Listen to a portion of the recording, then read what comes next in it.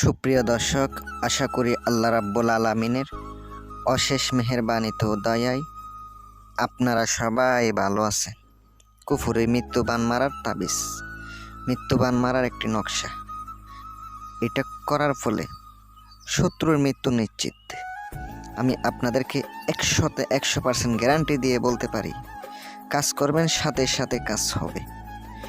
আর সম্পূর্ণ ভিডিওটা মনোযোগ সহকারে দেখবেন। যদি আপনাদের স্ক্রিনশট দিয়ে রাখেন নকশাটি আপনাদের সুবিধার্থে, আপনারা আগে ডায়েরিতে নোট করে রাখবেন। এগুলো ভাই মোবাইল দেখে দেখে কাজ করলে কাজ হবে না।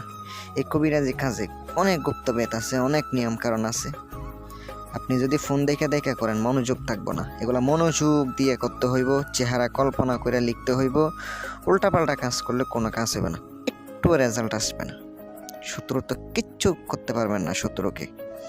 আর অবশ্যই যারা দেশ কিংবা দেশের বাহিরের থেকে কাজ করাইবেন, যে কোনো প্রয়োজনে কাজ করাইতে চান, আমার নাম্বারটা স্ক্রিনে দেওয়া আছে, যোগাযোগ করবেন। আমি 100% গ্যারান্টি দিয়ে বলতে পারি, কাজ করবেন, কাজ হবে। কাজ কারে কয় আপনি বুঝতে পারবেন। আমার এই আজকের দেওয়া নকশাটি একটা গুরুবিদ্যা থেকে নেওয়া, আমার অনেক পুরনো একটা ডায়েরি থেকে সংগ্রহ করেছি নকশাটা। আর এই নকশাটি করার ফলে শত্রু একবারে উপরে চলে যাবে।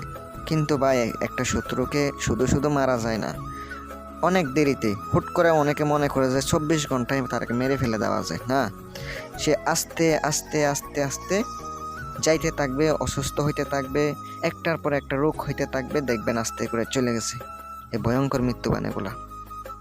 প্রথমত আপনাকে একটা পুতুল দিয়ে, চোলার পুতুল, যে কোনো আপনি কবিরাজের কাছে পাবেন, চোলা দিয়ে পুতুল তৈরি করবেন। চোলার পুতুল, এই চোলার পুতুলের মধ্যে আপনাকে উপরে লিখিত হবে শত্রুর নাম, বাবার নাম। এই নকশাটি আপনাকে লিখিত হবে কোথায়? ভোজপত্রের উপরে শত্রুর নাম, বাবার নাম নকশার নিচে লিখে দিবেন। শেষ। এবার সুন্দর করে আপনি নকশাটি কি করবেন?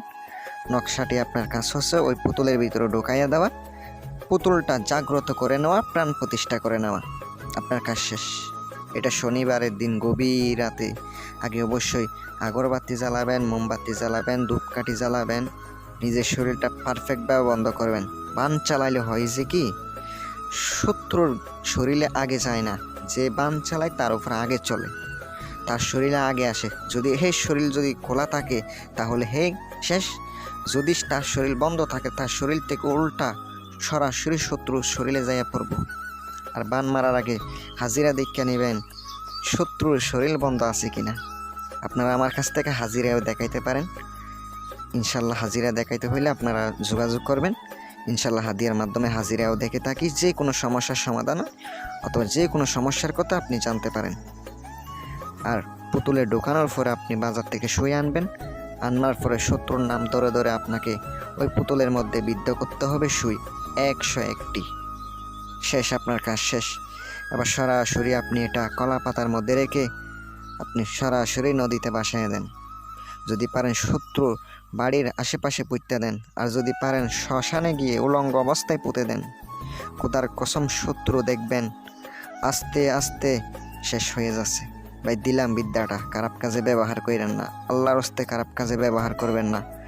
আর যদি আমার দ্বারা করা হইতেছেন কাজ, তাহলে আমার সাথে যোগাযোগ করবেন।